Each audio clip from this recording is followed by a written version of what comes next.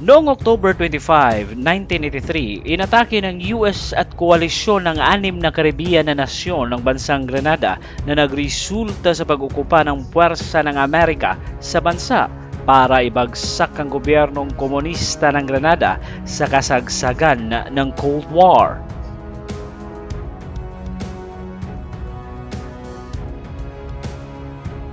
Ito ang kwento ng US invasion sa Grenada, ang Operation Urgent Fury na nagresulta sa pag-ukupa ng US forces sa Grenada para iligtas ang mga US citizens sa maliit na bansa at pagbagsak sa komunistang gobyerno ng Grenada.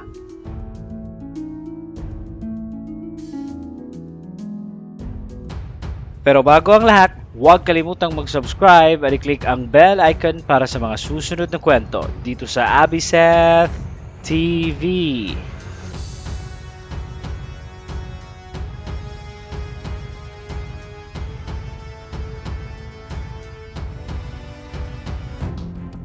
Noong 1763, formal na ibinigay ng mga Franses ang kontrol sa mga isla ng Grenada sa Caribbean sa Britanya matapos ang French and Indian War o ang 7 Years' War matapos silang pirmahan ang Treaty of Paris kung saan doon na nagsimula ang pamumuno ng mga Briton sa Grenada na tatagal ng mahabang panahon hanggang noong 1974 nang maging independent na bansa ang Grenada at naging miyembro ng British Commonwealth.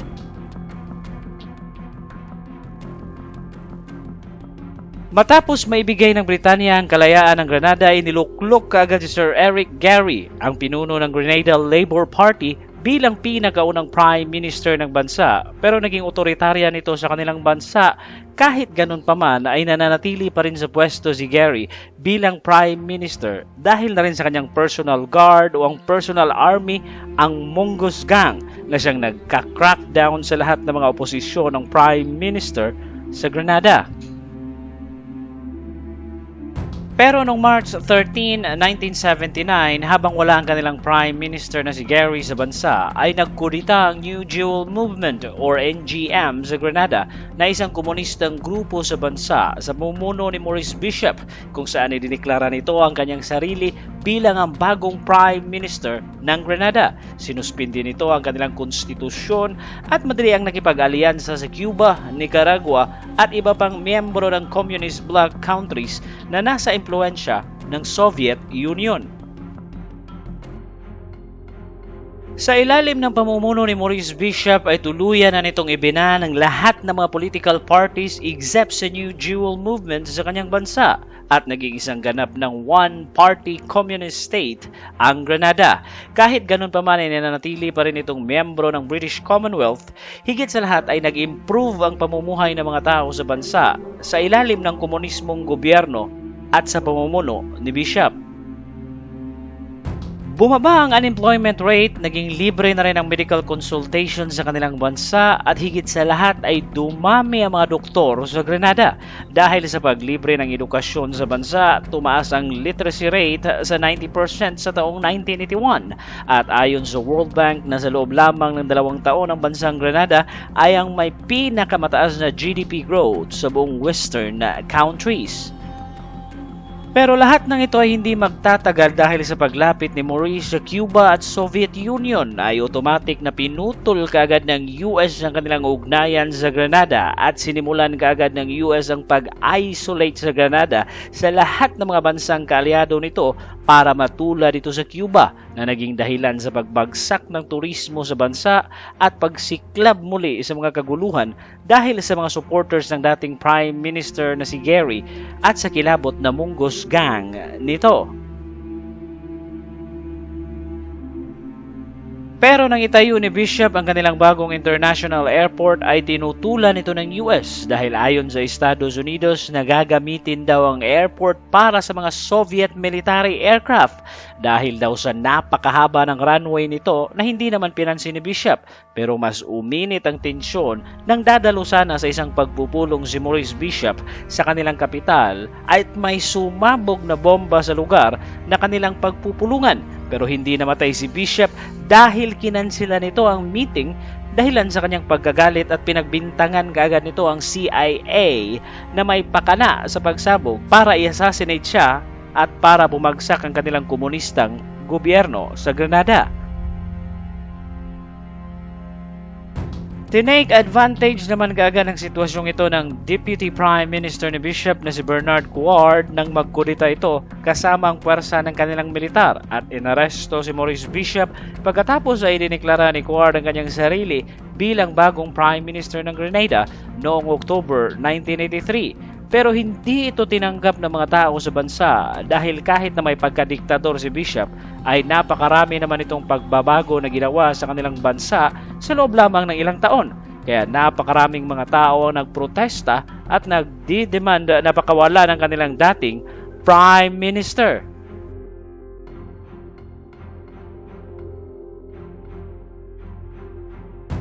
Dahil sa mga protestang ito ay nakawala si Bishop sa kanyang pagkaka-house arrest. Sa tulong ng mga taong nagpuprotesta, matapos makalaya ay dumiretso naman kaagad si Bishop sa Fort Rupert kung saan nandun ang kanyang mga loyalist army pero sinundan ito ng militar ng Grenada at gustong aristuhin muli dahil sa kanilang paniniwala ay napakadelikado ni Bishop kung pababayaan lang nila ito.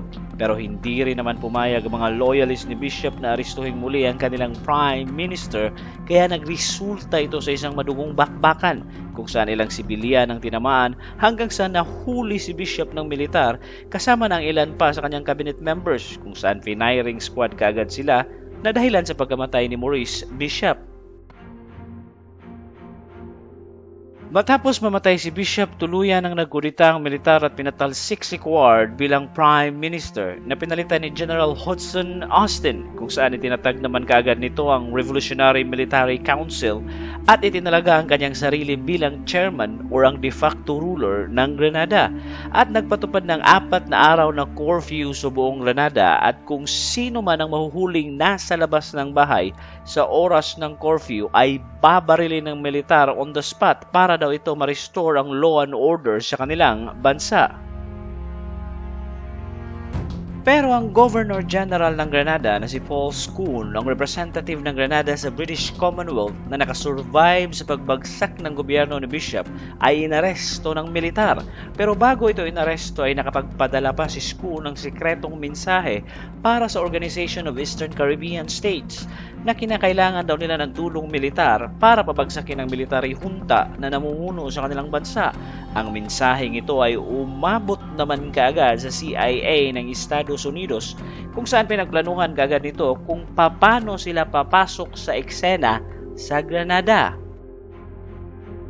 Ayon sa US na kinakailangan nilang mangialam sa Grenada dahil napakalaki ng threat nito sa kanila dahil baka gagamitin ng Soviet Union ng bagong airport ng Grenada na para sa kanilang military aircraft at higit sa lahat ay gusto ng US na ma-restore ang demokrasyang gobyerno sa bansa at maibalik ito sa kanilang impluensya.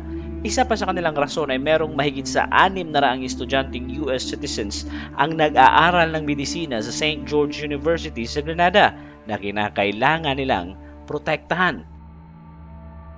Pero wala naman talagang threat para sa mga US medical students sa Grenada. Nangangamba lang talaga ang US na baka ma-hostage ang mga estudyanteng ito ng military junta na namumuno sa Grenada at matulad ito sa pangyayari sa Iran nang mapatalsik ang huling Shah ng Iran at hinostage ang kanilang embahada sa Tehran na siyang ikinakatakot ng US baka mangyari nito sa Grenada kung pababayaan lang nila ito. Kaya ayon sa kanilang presidenteng si Ronald Reagan ay kinakailangan talaga nilang mangialam sa bansang Grenada para na rin naman daw ito sa kabutihan at seguridad ng Grenada at sa kanilang mga US citizens na nag-aaral sa bansa.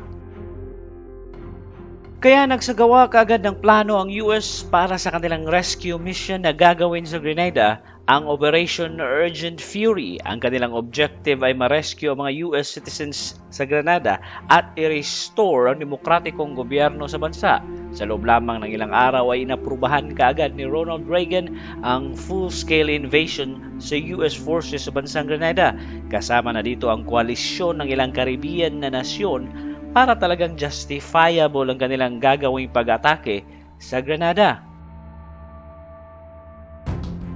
Kaya inatasan si US Navy Commander Vice Admiral Joseph Metcalf bilang pinuno ng operasyon at sa ilalim ng kanyang kamana ay ang lahat ng US Military Forces sa Caribbean. Kasama na nito ang Jamaican Military Force ayon sa kanilang plano na ipapatupad ang invasion sa PETSA ng October 25, 1983 alas 2 ng madaling araw para masurpresa nila ang military junta sa Grenada at ang kanilang unang objective ay makuha at makontrol ang southern tip ng bansa sa pamamagitan ng US Ranger paratroopers na siyang unang aatake sa lugar.